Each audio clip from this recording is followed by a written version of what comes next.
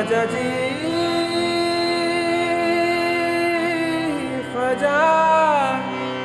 ज्ञानवापी और संभल के मस्जिद का भी मामला ठंडा भी नहीं हुआ और अब अजमेर दरगाह को लेकर हिंदुओं ने एक नया दावा कर दिया है। हिंदुओं का दावा है कि अजमेर में ख्वाजा के दर में शिव मंदिर था। हिंदू सेना के अध्यक्ष विष्णु गुप्ता की ओर से दायर याचिका को अजमेर सिविल कोर्ट ने बुधवार को स्वीकार कर लिया।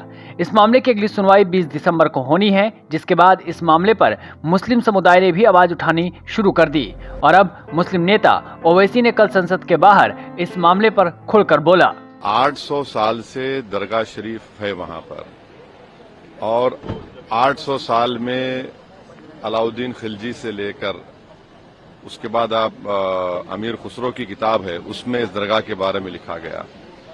फिर बादशाह अकबर ने वहां पर कई चीजें बनवाई। फिर मुगलों का दौर जब खत्म हुआ तो मराठाओं का दौर शुरू हुआ। फिर मराठाओं का दौर जब कमजोर पड़ गए मराठा तो 18,000 रुपये में उन्होंने अंग्रेजों को बेच दिया।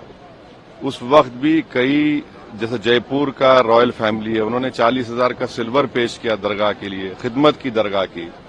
देश के हर प्रधानमंत्री उर्स के दौरान वहां पर चादर बिछाते हैं।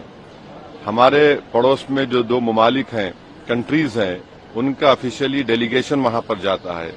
जो इंडियन डायस्पोरा है सारी दुनिया में वो वहां पर अकीदत रखते हैं, आते हैं सुल्तान हिंद के पास।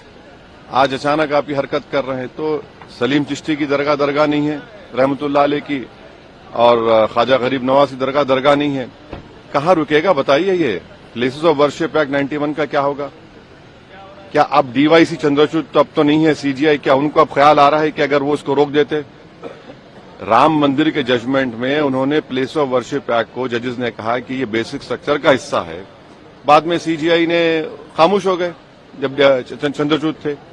अब चंद्रचूड़ अपनी लेगेसी को प्रोटेक्ट करने के लिए हर जगह मीडिया चैनल बैठकर इंटरव्यू दे रहे हैं। उन्होंने देखा क्या कर दिया उन्होंने। ये आपने देखा संभल में क्या हुआ, 5 लोगों की, मासूम लोगों की मौत हो गई।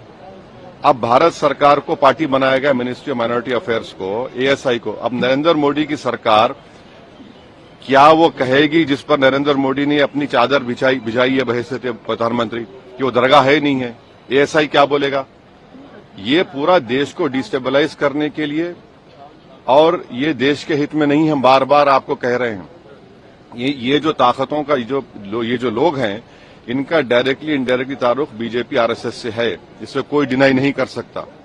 दिल्ली से लॉयर्स को लाकर आपने ये केस डाला है और आप 800 साल से दरगाह, इसको बोल रहे दरगाह नहीं है, तो फिर क्या होगा? फिर देश में क्या कोई खामोश बैठ जाएगा? अब कल कोई मुसलमान जाके बोलेगा नहीं ये वर्शिप की जगह नहीं है, किसी और की, मेरी है।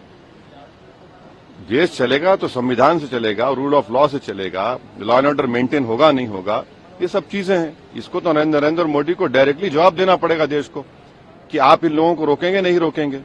तो वहीं इस विवाद पर बागेश्वर धाम के प्रमुख धीरेन्द्र कृष्ण शास्त्री ने भी अपनी राय रखते हुए एक टीवी चैनल में कहा, भगवान की कृपा है, सब मंगल हो रहा है, हिंदुत्व के प्रति सकारात्मक समय आ रहा है। अगर वहाँ भी शिव मंदिर है तो प्राण प्रतिष्ठा होगी, रुद्राभिषेक होना चाहिए। धीरेन्द्र शास्त्री ने आगे कहा, 1 करोड़ कट्टर हिंदू बना लेंगे तो 1000 वर्ष तक सनातन धर्म को कोई उंगली नहीं दिखा सकता। इतनी सी बात है, समझ जाए तो ठीक है, नहीं तो तुम्हारी बहन बेटी को लव जिहाद से बचा नहीं सकता है, चाहे अधिकारी हो, नेता हो, अभिनेता हो, खास हो या आम हो। आपको बता दें कि ईरान के एक सूफी संत ख्वाजा मोइनुद्दीन चिश्ती ने राजस्थान के अजमेर दरगाह को अपना घर बनाया था और मुगल सम्राट हुमायूं ने उनके सम्मान में एक दरगाह बनवाई थी। उनके पोते सम्राट अकबर हर साल अजमेर की तीर्थ यात्रा करते थे। अकबर और उनके पोते शाहजहां ने अजमेर दरगाह परिसर के अंदर मस्जिदें बनवाई थी।